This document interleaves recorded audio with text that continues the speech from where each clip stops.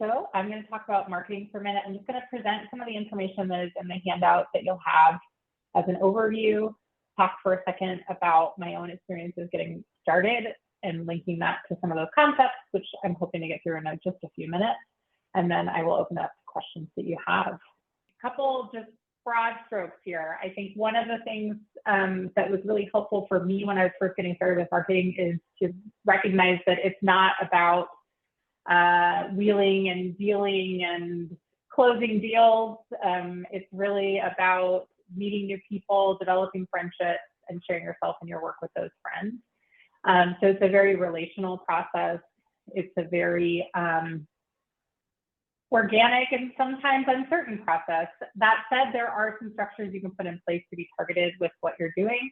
So the three things that I like to make sure to have a lens on are my marketing goals.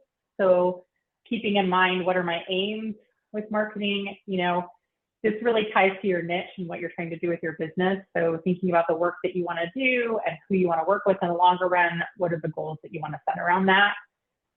And then the second piece is branding. So thinking about, and this kind of builds from your marketing goals. So thinking about your marketing goals, what should the look and feel of your business be in order to sort of advance those marketing goals?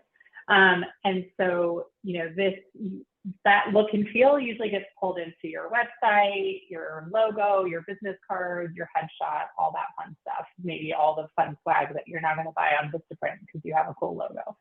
So that's your branding, the look and feel. And then building on that, you usually have your tactics.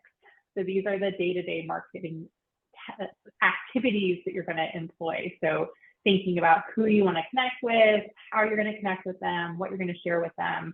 And you're really taking your branding, the look and feel of your business, into those tactics and thinking about what tactics are helpful to move your goals forward. And so when you have a chance to look at this more, there's a whole list of ideas for tactics, thinking about who to connect with, how to connect with, and what to share. So just to give you an example of what this looks like, and there's another example in the handout too. So when I first started, and I'm gonna close this up. So just keep in your mind, marketing goals, branding, marketing tactics. We're building those on each other so that we can have a conversation here. So when I first got started, you know, I decided that I wanted to work with local, and I'm in Southern California, nonprofits and foundations, and I wanted to do sort of youth-focused evaluation, building evaluation capacity, that kind of hands-on support. And so that was sort of my goal. That was kind of the niche I had identified. So I wanted to really think about how do I build out that clientele, local nonprofits, foundations who are hiring me to help them with evaluation capacity building. So that's my goals. And then because it was 2012 and we were a little less virtual than we are now, I really just started pounding the pavement, you know, going anywhere that I thought my clients might be, getting to know anyone who would talk to me, following up as much as I could. So those were the kind of the tactics, and I was doing, you know, in places where my potential clients would be, and getting to know them. And then I, you know, quickly threw together a logo and a website to support that. So I actually had something to like say I'm a real thing and I exist. And I tried to sort of build out branding that presented myself and my company as like comfortable and approachable and someone who's going to make data and evaluation less stressful. You know, 11 years later, it's still TBD on whether that is actually how it feels. And I'm like going through a rebranding right now, but that was the aim, at least initially. And so in those early days, I made a lot of connections, developed relationships, and then kind of waited to see what clicked.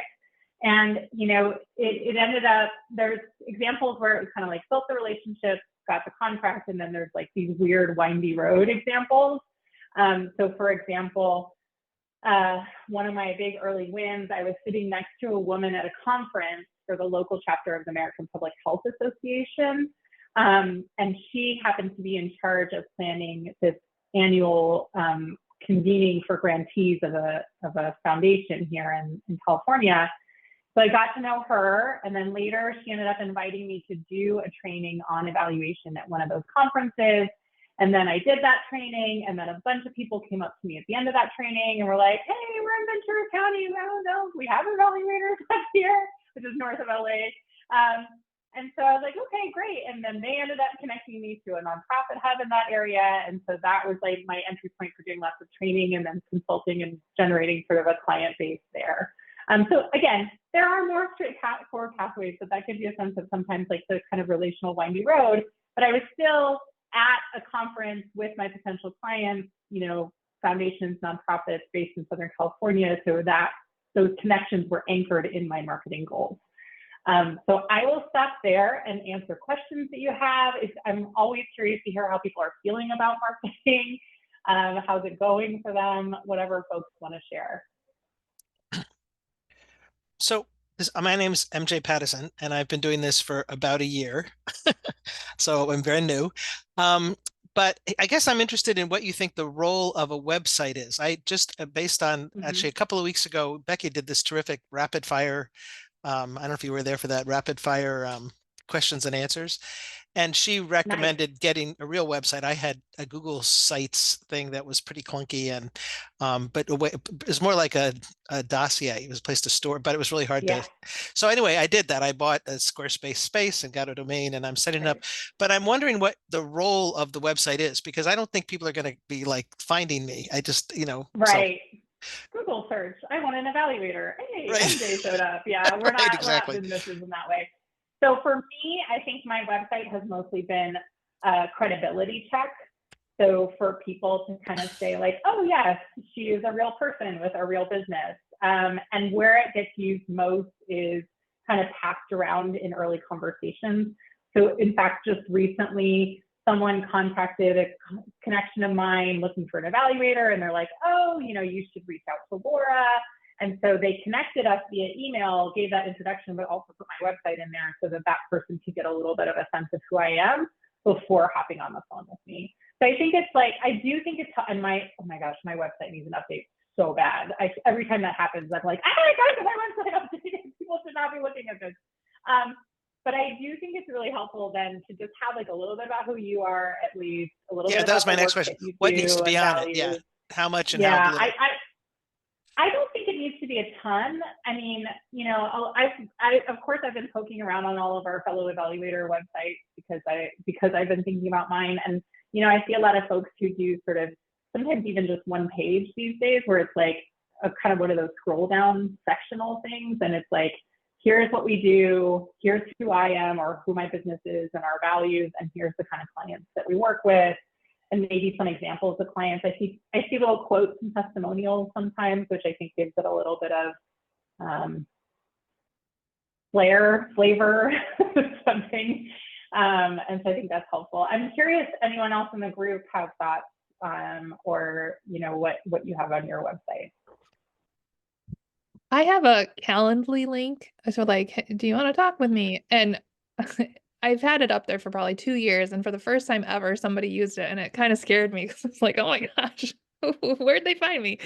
But it was like a client had passed my name along, and I guess they went to my website and they saw hey, do you want to contact me? And so they used that. So, I mean, I think it's free, I think. So I don't know if that's helpful. Like I said, it was the first time in 2 years that anybody's used it. I use it with clients to schedule meetings, but it's up there.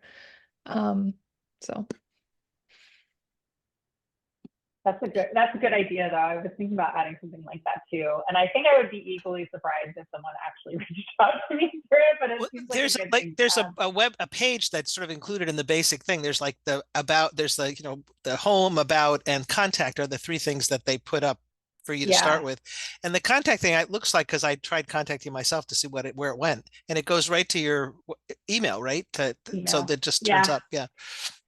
And then so what Christina was talking about, so those booking sites, like you can book me and Calendly and things like that. So you could also put a link up to like not only send you an email, but like sign up to talk to you, like right out of the gate. Like, I'm on your website, I want to talk to you. I click this link, I select a day and time, that calendar appointment goes out. So yeah, it shows up all of a sudden, a calendar appointment popped up of somebody I didn't know.